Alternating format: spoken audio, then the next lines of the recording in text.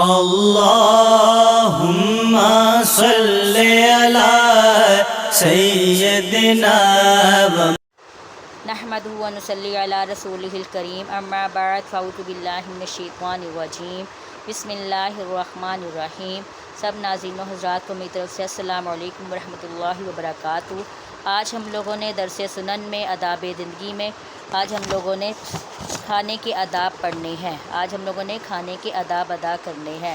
امید کرتی ہوں کہ آپ لوگ سب غور سے سنیں گے۔ کوشش کریں کہ آپ لوگ میری ویڈیو پوری دیکھا کریں تاکہ کوئی بھی ایسا ٹاپک یا کوئی بھی ایسی بات آپ لوگوں سے مس نہ ہو کہ جس کی وجہ سے کوئی پریشانی کا سبب بنے۔ لقد کان لکم فی رسول اللہ اسوۃ حسنہ، ترجمہ بے شک تمہاری رہنمائی کے لیے اللہ کے رسول کی زندگی میرے بہترین نمونہ ہے۔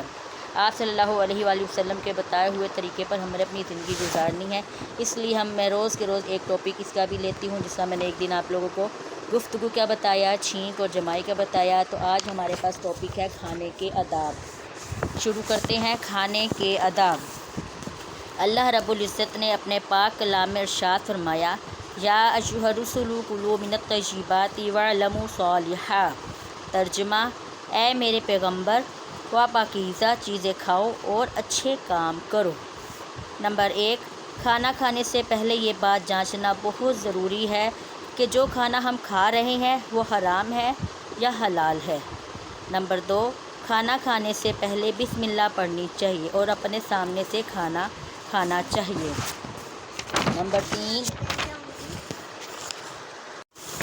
رسول اکرم صلی اللہ علیہ وآلہ وسلم کے صحابہ نے عرض کیا، ہم جتنا بھی کھاتے ہیں سیر نہیں ہوتے۔ نبی اکرم صلی اللہ علیہ وآلہ وسلم نے فرمایا، شاید تم الگ الگ کھانا کھاتے ہو۔